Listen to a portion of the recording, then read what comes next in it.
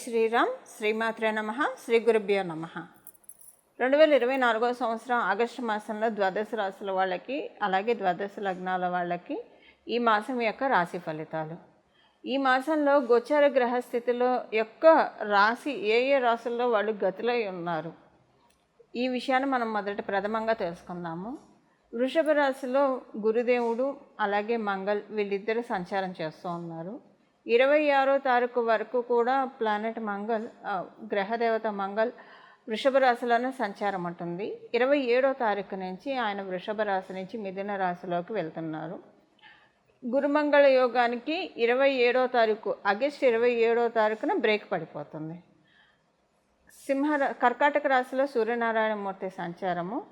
కర్కాటక రాశిలో ఆయన 16వ తారీఖు వరకు ఆయన సంచారం చేస్తారు. 17వ తారీఖు నుంచి కర్కాటకంలో ఉన్న సూర్యనారాయణమూర్తి సింహరాశిలోకి అడిగడిపోతూ ఉన్నాడు. సింహరాశిలో శుక్ర బుధులు ఇద్దరు సంచారం జరుగుతోంది. బుధ భగవానుడు ఈ నెల 6వ తారీఖు నుంచి ఆగస్టు 6వ తారీఖు నుంచి వక్రగతిలోకి వెళ్తూ ఉన్నాడు. శుక్ర భగవానుడు ఈ నెల 24వ తారీఖు వరకు కూడా సింహరాశిలో సంచారం చేస్తూ 25వ తారీఖు నుంచి సింహరాశి నుంచి కన్యారాశిలోకి అడుగుపెడుతూ ఉన్నారు. కన్యారాశిలో కేతు భగవానుడు సంచారము, వక్రించిన శనైశ్వరుడు కుంభరాశిలో సంచారము, రాహుదేవుడు మీనరాశిలో సంచారము. ఈ గోచార గ్రహస్థితుల రీత్యా ఈ మాసం ద్వాదశ రాశుల వాళ్ళకి అలాగే ద్వాదశ లగ్నాల వాళ్ళకి ఫలితాలు తెలుసుకుందాము. ఈ ఫలితాలు తెలుసుకోవడానికి ముందుగా ఈ మాసము గోచార గ్రహస్థితుల్లో ఏదైనా ప్రత్యేక అంశం చోటు చేసుకుంటుందా? ప్రత్యేక అంశం అయితే డెఫినెట్గా ఉంది. కథ ఈ మాసం చివరిలో ఏర్పడుతుంది ప్రత్యేక అంశము. 24వ తారీఖు తర్వాత నుంచి శుక్రాచార్యుల వారు ఎప్పుడైతే కన్యారాశిలోకి వెళ్తారో అది ఆయన నీచ స్థానము. అలాగే అక్కడ కేతు భగవానుడు కూడా సంచారం చేస్తూ ఉన్నారు. ఇది చాలా విశేష అంశం అని చెప్పుకోవాలి. దీని గురించి అంటే దీనివల్ల ద్వాదశ రాశుల వాళ్ళకి ఏమన్నా జాగ్రత్తలు ఉన్నాయా, ఇవన్నీ కూడా మనం ఈ వీడియోలో తెలుసుకోవడానికి ప్రయత్నిద్దాము. అలాగే సూర్యనారాయణమూర్తి తన సక్షేత్రమైన సింహరాశిలోకి 17వ తారీఖు నుంచి అడుగు పెడుతూ ఉన్నారు. ఇదొక ప్రత్యేక అంశము. గోచారంలో 2 గ్రహాలు వక్రగతిలో, ఆల్రెడీ శనైశ్వరుడు వక్రగతిలో ఉన్నారు. 6వ తారీఖు నుంచి బుధ భగవానుడు కూడా వక్రగతిలోకి వెళ్తూ ఉన్నారు. గురుమంగళ యోగాన్ని కలగచేసిన 2 గ్రహ దేవతలు గురుదేవుడు మరియు మంగళ్ వీళ్ళిద్దరూ కూడా ఈ మాసం 27వ తారీఖు నుంచి గురుమంగళ యోగానికి బ్రేక్ పడుతూ ఉంది. అంటే మిథున రాశిలోకి ఆయన వెళ్ళిపోయిన తర్వాత గురుమంగళ యోగం విడిపోతుంది. ఇవన్నీ కూడా విశేషాంశాలు ఈ మాసము. అయితే ఈ మాసం మొదటి 3 రోజులు ఇంకా ప్రత్యేకాంశం ఉంది. అదొకసారి నేను మీకు చెప్పి ఈ ప్రత్యేకాంశాన్ని మీ జన్మజాతకంలో ఉన్నా లేకపోయినా ఎలా యాక్టివేట్ చేసుకోవాలి ఇది కూడా మనం ఒకసారి మాట్లాడుకుందాం. చంద్రభగవానుడు ఈ మాసం 3 రోజులు, మొదటి 3 రోజులు కూడా అంటే ఆగస్టు 1వ తారీఖు నుంచి ఆగస్టు 3వ తారీఖు వరకు ఆయన మిథున రాశిలో సంచారం చేస్తూ ఉన్నారు. మిథున రాశిలో ఆయన సంచారం చేస్తున్నప్పుడు గ్రహమాలిక యోగం ఒకటి ఖగోళంలో చోటు చేసుకుంటూ ఉంది. ఎక్కడి నుంచి చోటు చేసుకుంటూ ఉంది? మిథున రాశి నుంచి స్టార్ట్ అవ్వలేదు ఈ గ్రహమాలిక యోగము. కానీ ఈ గ్రహమాలిక యోగము వృషభ రాశి మొదలుకొని కన్యా రాశి వరకు గ్రహమాలిక యోగం ఏర్పడుతోంది. మొదటి 3 రోజులు ఆగస్టు 1వ తారీఖు, 2వ తారీఖు, 3వ తారీఖు. ఇది చాలా ప్రత్యేకాంశము. ద్వాదశ రాశుల వాళ్ళు కూడా, ద్వాదశ లగ్నాల వాళ్ళు కూడా ఒడిసి పట్టుకోవాలి. అసలు ఈ గ్రహమాలిక యోగం అంటే ఏంటి, ఇది కూడా నేను మీకు బ్రీఫ్ చేస్తాను, 2-3 మాటల్లో చెప్తాను. వీటి గురించి మనం మళ్ళీ స్పెషల్గా వీడియోస్ చేసి నేను మీకు చెప్తాను. బట్ ఇప్పుడు విపులంగా కాకపోయినా బ్రీఫ్గా చెప్తాను. ఇప్పుడు మనకు ఒక పూల చెట్లు ఉన్నాయనుకోండి, చాలా పూలు ఉన్నాయనుకోండి, కనకాంబరాలు కావచ్చు, మల్లెపూలు కావచ్చు, సన్నజాజులు, విరజాజులు ఇలా కోసుకొచ్చేస్తాం, అలా పెట్టేస్తాం. భగవంతుడికి పెడతాం. మనకైతే అది దండ కట్టుకుంటేనే పెట్టుకోగలుగుతాం. మన తలలో దండ కట్టుకోకపోతే మనం పెట్టుకోలేము. భగవంతుడి కంటే ఆయన పాదాల దగ్గర పెడతాము. భగవంతుడికి కూడా దండ కడితే చక్కగా పూల మాల వేస్తే చూడటానికి చాలా ప్లెజెంట్గా, అందంగా అనిపిస్తాయి దేవుడి విగ్రహాలు. మనం మాలలు అందుకే కదా వేసేది, చాలా మనకి పుణ్యము.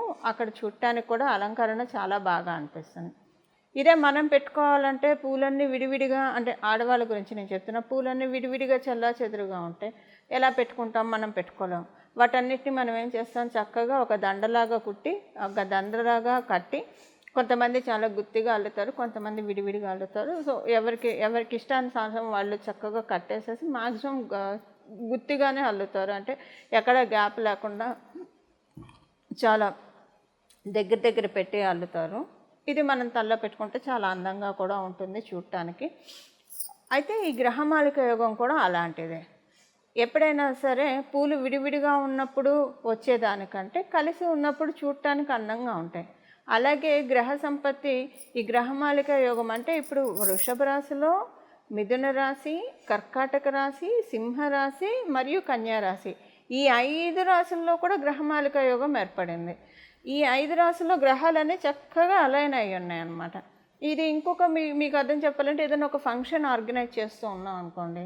ఇప్పుడు ఫంక్షన్ ఆర్గనైజ్ చేసే హెడ్ ఆయన మొత్తం ఆయన కావచ్చు, ఆమె కావచ్చు, అన్ని వ్యవహారాలు వాళ్ళే చూసుకోలేరు. గ్రౌండ్ లెవెల్లో ప్రతి వ్యవహారం వాళ్ళే చూసుకోలేరు. లేదా ఒక కంపెనీ CEO కావచ్చు, ప్రతి వ్యవహారం వాళ్ళే చూసుకోలేరు. వాళ్ళు ఇంకొకళ్ళకి అసైన్ చేస్తారు, ఆ ఇంకోళ్ళు ఇంకొకళ్ళకి అసైన్ చేస్తారు, ఆ ఇంకోళ్ళు ఇంకొకళ్ళకి. ఇలాగ ఒక చైన్ సిస్టమ్ అనేది ఉంటుంది కదా. ఈ చైన్ సిస్టము ఎప్పుడు బ్రేక్ అవ్వకుండా నీట్గా వెళ్తే కనుక ఆ కంపెనీ చాలా బాగా డెవలప్ అవుతుంది. మనం కంపెనీ పరంగా మాట్లాడుకుంటే, ఒక ఫంక్షన్ పరంగా, ఒక శుభకార్య పరంగా మనం మాట్లాడుకుంటే, ఇలా కరెక్ట్గా అందరూ కూడా ఒక మాట మీద చేసుకుంటూ వెళ్తే కనుక ఆ శుభకార్యం కూడా సూపర్ సక్సెస్ అవుతుంది కదా. అలాంటిదే ఈ గ్రహమాలిక యోగం. అంటే అంతా కూడా గ్రహాలన్నీ చక్కగా ఈ వృషభ రాశి నుంచి ఒక 5 రాశుల్లో చక్కగా ఉంది. 5 రాశుల్లో ఉండడం వల్ల ఇది గ్రహమాలిక యోగం ఎవరి జన్మ జాతకంలో అయినా మీకు ఆల్రెడీ ఉంటే, ఇప్పుడున్న ఈ గ్రహమాలిక యోగం ఇంకా మంచి ఇంపాక్ట్ ఇస్తుంది. ఒకవేళ మీ జన్మజాతకంలో గ్రహమాలిక యోగం లేదనుకోండి, ఇప్పుడు అసలు ఏం చేస్తే ఈ గ్రహమాలిక యోగం మీకు అద్భుతంగా యోగిస్తుందో అది మనం తెలుసుకుందాము. అలాగే అసలు మీ జన్మజాతకంలో అసలు ఉందో లేదో మాకు తెలియదు అనుకున్నా కూడా బెంగలేదు. ఏం చేసుకుంటే ఈ గ్రహమాలిక యోగం యొక్క చక్కటి ఫలితాన్ని మీరు తీసుకోవచ్చు, మనం ఇప్పుడు తెలుసుకుందాము. తర్వాత మనం లాస్ట్లో కూడా రెమెడీ తెలుసుకుందాం. బట్ ఇప్పుడు నేను క్లుప్తంగా ఇది 3 రోజులకే వస్తుంది కాబట్టి, ఆగస్టు 1 నుంచి 3వ తారీఖు వరకే ఇది ఉంది. చంద్ర భగవానుడు వల్ల ఏర్పడుతూ ఉంది కాబట్టి, దేనికి ఈ 3 రోజులు ఏం చేయాలో నేను ఒకసారి మీకు చెప్తాను. ఆగస్టు 1వ తారీఖు నుంచి, అంటే మీరు జూలై 31వ తారీఖు నుంచి కూడా ఇది స్టార్ట్ చేయొచ్చండి. జూలై 31వ తారీఖు నుంచి ఆగస్టు 4వ తారీఖు వరకు, అంటే ఒక రోజు ముందు, ఒక రోజు తర్వాత, గ్రహమాలిక ఎండ్ అయిన తర్వాత ఒక రోజు తర్వాత, ఈ 4 రోజులు కూడా మీరు గంగా అమ్మవారి నామస్మరణం చేయాలి. ఈ గంగా అమ్మవారి నామస్మరణం ఎలా చేయాలి? మీరు గంగా గంగా గంగా అని అనుకుంటారా? లేదా గంగా అమ్మవారి ఆవిర్భావ ఘట్టం వింటారా? లేదా ఇప్పుడు నేను ఒక శ్లోకం చెప్తాను, ఈ శ్లోకాన్ని మీరు స్మరించినా సరే ఈ 4 రోజులు, అంటే జూలై 31వ తారీఖు నుంచి ఆగస్టు 4వ తారీఖు వరకు కూడా ఇప్పుడు నేను చెప్పబోయే శ్లోకాన్ని మీరు మనసులో తలుచుకుంటూ ఉంటే కనుక ఆ యోగం మీకు, ఆ గ్రహమాలిక యోగం మీకు చాలా చక్కటి సత్ఫలితాలను ఇస్తుంది. అయితే గంగా అమ్మవారి గురించి అంటే గంగా మనకి తెలుసు, వారణాసి, హరిద్వార్ మొదలుకొని గంగమ్మవారు ప్రవహిస్తూ ఉంటుంది. గంగని తలుచుకుంటేనే మనకున్న జీవన్ముక్తులం అవుతాం. మనకున్న కర్మ ప్రక్షాళన జరుగుతుంది. అందుకే మనం గంగా నదిలో స్నానం చేస్తాం. ఏదైనా పుణ్య తీర్థాల్లో స్నానం చేస్తాం, పవిత్ర జలాన్ని తెచ్చి మన ఇంట్లో పెట్టుకుంటాం. ఇంట్లో ఏదైనా మనకి అశౌచం అనిపిస్తే వెంటనే పుణ్యవచనం చేస్తాం. పుణ్యవచనం చేస్తే ఏం చేస్తారు? ఉదక శాంతి చేయిస్తారు. లేదంటే ఆ నీళ్ళు ఇల్లంతా కూడా చల్లితే పవిత్రీకరింపబడుతుంది. నీళ్ళల్లో చాలా ఎనర్జీ ఉంటుంది. అయితే ఇప్పుడు దీనివల్ల బెనిఫిట్ ఏంటో నేను మీకు చెప్తాను, ఇది తలుచుకోవడం వల్ల. ఫస్ట్ ఎందుకంటే మనకి ఏం ఫలితం వస్తుందో, ఏం చేస్తే ఏం ఫలితం వస్తుందో తెలుసుకొని చేస్తే ఇంకా బాగా ఎక్కువగా చేస్తాం. కాబట్టి ఈ ఫలితం ఏంటంటే మీకు మనశ్శాంతి చాలా బాగా ఉంటుందండి. ఈ మాసం అంతా మనశ్శాంతి చాలా బాగా ఉంటుంది. ఒకటి, మైండ్ అంతా చాలా ప్లెజెంట్గా ఉంటుంది. ఏం పనులు చేస్తే మీ గ్రోత్కి, మీ అభివృద్ధికి ఉపయోగపడితే ఆ పనులన్నీ కూడా మీరు చక్కగా చేయగలుగుతారు. ఇవన్నీ మీకు గంగా అమ్మవారి నామస్మరణతో జరుగుతుంది. మీరు గంగా గంగా గంగా అనుకున్నా పర్వాలేదు. లేదా ఇప్పుడు నేను చెప్పబోయే శ్లోకం మీరు చదువుకోగలిగితే కనుక ఇప్పుడు నేను చెప్పిన రోజుల్లో జూలై 31వ తారీఖు నుంచి 4వ తారీఖు వరకు ఆగస్టు ఇంకా చాలా బాగా ఉంటుంది. ఇప్పుడు నేను ఆ శ్లోకం చెప్తాను. ఇప్పుడు నేను ఆ శ్లోకాన్ని మీకు చెప్తాను. గంగామ్మవారికి సంబంధించిన పవిత్రమైన ఈ శ్లోకం పరమ పుణ్యప్రదమైన ఈ శ్లోకాన్ని మీరందరూ కూడా ఇప్పుడు నేను చెప్పిన ఈ రోజుల్లో స్మరించుకోవడానికి ప్రయత్నించండి. దీనివల్ల గంగామ్మవారి పరిపూర్తి ఆశీస్సులు మీ జన్మజాతకంలో గ్రహమాలిక యోగం ఉన్నా లేకపోయినా అన్నీ కూడా పనులన్నీ కూడా అలైన్ అవుతాయండి. చక్కగా మనకు అన్నీ కూడా అలైన్ అయ్యి అన్నీ కూడా వరుస క్రమంలో మన జీవితంలో జరగాల్సిన పనులన్నీ జరుగుతాయి. ఇప్పుడు ఆ శ్లోకం నేను ఒకసారి మీకు చెప్తాను. విష్ణు పాదోద్భవే దేవి గంగే త్రిపదగామిని జటాజూట గతే శంభో భాగీరథి నమోస్తుతే. విష్ణు పాదోద్భవే దేవి గంగే త్రిపదగామిని జటాజూట గతే శంభో భాగీరథి నమోస్తుతే. విష్ణు పాదోద్భవే దేవి గంగే త్రిపదగామిని జటాజూట గతే శంభో భాగీరథి నమోస్తుతే. ఇప్పుడు నేను చెప్పిన ఈ శ్లోకాన్ని నేను డిస్క్రిప్షన్లో కూడా మెన్షన్ చేయిస్తాను, మీ అందరికీ కన్ఫ్యూజన్ లేకుండా ఉండడానికి. ప్రతిరోజు కూడా ఈ శ్లోకాన్ని మీరు మనసులో స్మరించుకోవడానికి ప్రయత్నించండి. చక్కటి శుభ ఫలితాలను పొందండి. గంగమ్మ వారి నామాన్ని తలుచుకున్నంత మాత్రానే మన హృదయం అంతా కూడా ఆనందంతో నిండిపోతుంది. హృదయంలో ప్రశాంతత వస్తుంది, మన మనసులో చాలా ప్రశాంతత వస్తుంది. ప్రశాంతత వస్తే మనకి ఇంకా కావాల్సింది ఏమని చెప్పండి? ఈ ప్రశాంతతని, చక్కటి మానసిక ప్రశాంతతని, పరిస్థితులన్నీ అనుకూలమయ్యే విధంగా గంగామ్మవారు మనందరినీ అనుగ్రహిస్తుంది. ఈ శ్లోకాన్ని చదువుకోవడానికి ప్రయత్నించండి నేను చెప్పిన ఈ రోజుల్లో. మీనరాశి, ద్వాదశ రాశుల్లో కాలపురుషుడి కుండలిలో ఆఖరి రాశి అయిన మీనరాశిలో పుట్టిన వాళ్ళకి ఈ మాసం యొక్క గోచర గ్రహస్థితుల ఫలితాలు. ఈ మాసం మీకు అనుకూలంగానే ఉంది, ఇబ్బంది అయితే ఏం లేదు. ఇంట్లోని పనులన్నీ కూడా స్పీడప్ అవుతాయి. ఏదన్నా పెండింగ్ పనులు ఉంటే కనుక లాగ్ అవుతూ ఉంటే అవన్నీ చాలా స్పీడప్ అవుతాయి. ఆదాయపరంగా చాలా బాగా ఉంటుంది. రావాల్సిన పైకం సకాలంలో చేతికి అందుతాయి. లేదా మీరు వ్యాపారస్తులు అయితే కనుక వ్యాపారం చాలా చక్కగా సాగుతుంది. ఇదే ఉద్యోగస్తులు అయితే మీకు ఉద్యోగంలో చదువుకు అంటే మిమ్మల్ని మీరు ఎక్సెల్ చేసుకోవడానికి చక్కటి అవకాశం ఇప్పుడు నేచర్ మీకు కలగజేస్తూ ఉంది. ఇంట్లో మీకు అనుకూలతలు చాలా బాగా ఉంటాయి. ఇంట్లోని వాళ్ళతోటి మీరు టైం ఎక్కువ స్పెండ్ చేయగలుగుతారు. అయితే ఇక్కడ ఒక విషయం ఏంటంటే, మీ జన్మజాతకం బాగా బలంగా ఉన్నా, ఇప్పుడు గోచారంలో కూడా బలంగా ఉంది, మీరు ఎంత బిజీ అయిపోతారంటే అరే ఇంట్లోని వాళ్ళకి టైం కేటాయించలేకపోతారు మీరు.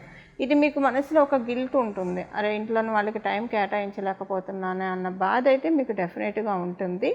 బట్ ఈ బాధ మిమ్మల్ని ఏం పెద్దగా ఇబ్బంది పెట్టదనే చెప్పాలి. ఎందుకంటే అక్కడ ప్రోగ్రెసివ్ మోడ్లోకి స్విచ్ ఆన్ అవుతున్నారు కాబట్టి మీరు టైం కేటాయించలేకపోతున్నారు. ఏం చేసినా ఇంట్లోని వాళ్ళ కోసం, వాళ్ళ సౌఖ్యం కోసమే కదా అని సర్ది చెప్పుకొని వెళ్ళిపోతారు. ఇది ఉద్యోగస్తులకి వ్యాపారస్తులకి ఇద్దరికీ కూడా ఈ పాయింట్ వర్తిస్తుంది. ఇంకా ఈ మాసం 17వ తారీఖు నుంచి మీ తండ్రి గారికి మంచి సమయము. మీ తండ్రి గారితో మీకు ఏమన్నా డిస్ప్యూట్స్ ఉంటే అవి సెట్ రైట్ అయ్యే సమయం. వాళ్ళు మా తండ్రి గారితో మాకు ఎలాంటి డిస్ప్యూట్స్ లేవు, in fact I love my father అని అనుకుంటే కనుక అప్పుడు మీ ఫాదర్కి చాలా బాగా ఉంటుంది. వారికి ఎవరితోటైనా డిస్ప్యూట్స్ ఉన్నా లేదా వారికి ఎవరైనా డబ్బులు ఇవ్వాల్సి ఉన్నా వాళ్ళ డబ్బులు ఇస్తారు. లేదా వారికి ఏదైనా విషయంలో ప్రాబ్లం ఉంటే కనుక, మానసిక సంఘర్షణ ఉంటే అది మొత్తం తొలగిపోతుంది ఈ మాసం 17వ తారీఖు నుంచి. ఇంక ఈ మాసం 27వ తారీఖు నుంచి ఎస్పెషల్లీ కొన్ని అంటే ఇంట్లోని పనుల్లో వేగవంతం అవుతాయి. ఇంట్లోకి ఏమన్నా ఒక మంచి ఎలక్ట్రానిక్ ఐటెం కావచ్చు, లేదా ఒక వాల్యుబుల్ థింగ్ కొనుక్కుంటారు. అలాగే మీకు 24వ తారీఖు నుంచి మీరు కనుక మ్యారీడ్ అయ్యి ఉంటే కనుక మీ స్పౌస్ హెల్త్ విషయంలో జాగ్రత్తగా ఉండాలి. మీరు ఆడవాళ్ళు అయితే మీ హస్బెండ్ హెల్త్ విషయంలో జాగ్రత్త వహించాలి. మీరు మగవాళ్ళు అయితే మీ మిస్సెస్ హెల్త్ విషయంలో జాగ్రత్త వహించాలి. ఒక 3 రోజులు వారం రోజులు హెల్త్ డిస్టర్బ్ అయ్యే అవకాశం ఉంది. తర్వాత సెట్ రైట్ అయిపోతుంది. ఆ తర్వాత సంగతి విద్యార్థినులకి ఈ మాసం చాలా చక్కగా ఉంది. ఇన్ఫ్యాక్ట్ విద్యార్థినులకి ఈ మాసంలో ఎప్పుడూ లేని విధంగా కొన్ని అనుకూలతలు కూడా చోటు చేసుకుంటాయి. కుటుంబ పరంగా మీకు కనుక యంగర్ సిబ్లింగ్స్ ఉంటే, తమ్ముళ్ళు చెల్లెళ్ళు ఉంటే కనుక వాళ్ళకి హెల్త్ ప్రాబ్లమ్స్ వచ్చే అవకాశం ఉంది. అది మీ ఓన్ బ్లడ్ రిలేషన్ అయినా, మీ కజిన్స్లో అయినా సరే తమ్ముళ్ళు చెల్లెళ్ళు ఉంటే కొంచెం హెల్త్ ప్రాబ్లమ్స్ వస్తే అది కూడా ఒక 3 రోజులు వారం రోజులు ఉంటుంది. తర్వాత అది ఆ పాయింట్ అనేది అప్లికేబిలిటీ ఉండదు, తొలగిపోతుంది. అలా ఇది విద్యార్థినులకి ఈ మాసం యొక్క ఫలితాలు. ఇవి ఈ మాసం యొక్క ఫలితాలు మీనరాశి అలాగే మీన లగ్నాలు పుట్టిన వాళ్ళందరికీ కూడా. ఈ మాసం ద్వాదశ రాశుల వాళ్ళు చేసుకోవాల్సిన పరిహారం. అయితే మొదట గంగామ్మవారికి సంబంధించిన శ్లోకాన్ని తెలుసుకున్నాం కదా, అది ఈ మాసం అంతా చేసుకోవచ్చు అంటే చక్కగా చేసుకోవచ్చు, ఎలాంటి ఇబ్బంది లేదు, చాలా మంచి ఫలితాలు ఉంటాయి. గంగామ్మవారిని ఎప్పుడు తలుచుకున్నా కూడా మనం చాలా బ్రహ్మగడిగిన పాదము, గంగాజలము, విష్ణుమూర్తి పాదాల్లోంచి అమ్మవారు ఉద్భవించారు. సో అందువల్ల విష్ణుమూర్తి పాదాలను కూడా ధ్యానించిన వాళ్ళం అవుతాము. అలాగ మనం శ్రీలక్ష్మి అమ్మవారి యొక్క కృపాకటాక్షాలను కూడా మనం పొందగలిగిన వాళ్ళం అవుతాము. అయితే దాంతోపాటు ఇప్పుడు మనం తెలుసుకోబోయే ఈ నామాన్ని కూడా జపించడం వల్ల ఇంకా మనకి ఒక చాలా చక్కటి సత్ఫలితాన్ని ఈ మాసం మొత్తం కూడా పొందగలుగుతాము. మొదట తెలుసుకున్న ఆ శ్లోకాన్ని, ఈ నామాన్ని, ఈ రెండింటిని కూడా జపించడానికి ప్రయత్నించండి. చాలా చక్కటి శుభ ఫలితాలు అందుతాయి. చూశారు కదండి మీ రాశి యొక్క రాశి ఫలితాలు. ఇప్పుడు ఏ పరిహారం చేసుకోవాలో ఒక్కసారి మనం చూద్దాము. ఈ మాసం యొక్క విశేషాంశాలు చాలా ఉన్నాయి. అయితే ఈ మాసము మనకి ఆగస్టు నెల అంతా బాగుండాలంటే శ్రీలక్ష్మి అమ్మవారి ఆరాధన మనం ఎలానో చేస్తాము. శ్రీలక్ష్మి అమ్మవారి ఆరాధన ఈ నామంతో, ఇప్పుడు నేను చెప్పబోయే నామంతో ఈ ఆగస్టు మొత్తం కూడా ఈ నామస్మరణ మనసులో చేసుకుంటూ ఉంటే కనుక చాలా చక్కటి శుభ ఫలితాలు వస్తాయి. ఆ నామం ఏంటి ఇప్పుడు నేను మీకు చెప్తాను. శ్రీం భార్గవ్య నమః, శ్రీం భార్గవ్య నమః, శ్రీం భార్గవ్య నమః. ఈ నామాన్ని ఈ మాసం అంతా కూడా తలుచుకోవడానికి ప్రయత్నించండి. మనసులో నామజపానికి ఎలాంటి తప్పు లేదు. మనసులో మీరు అంటే ఉదయాన్నే లేచి స్నానం చేసిన వెంటనే ఇప్పుడు నేను చెప్పిన నామాన్ని ఒక 108 సార్లు లేదా 21 సార్లు అనుకొని, తర్వాత మీరు ఏ పనిలో ఉన్నా సరే బీజాక్షరం తీసేసి భార్గవ్య నమః, భార్గవ్య నమః, భార్గవ్య నమః అని అనుకుంటే కనుక చాలా మంచి ఫలితాలు వస్తాయి. ఈ నెల ఎండింగ్లో మంగళుడు మిథున రాశిలోకి వస్తున్నాడు. మిథున రాశిలోకి వస్తున్నారు. ఆయన మిథున రాశిలోకి వచ్చి మనకి చాలా బ్లెస్సింగ్స్ ఇస్తారు. ఆ బ్లెస్సింగ్స్ మనం యాక్టివేట్ చేసుకోవడానికి భార్గవ్యే నమః అనే ఈ నామాన్ని పట్టుకోవడం చాలా ఇంపార్టెంట్. సో ఈ నామాన్ని ఈ నెలంతా ఉపాసిద్దాము. చక్కటి సత్ఫలితాలని మనం శీఘ్రంగా పొందుదాము. మంగళం. నమో భగవతే వాసుదేవాయ.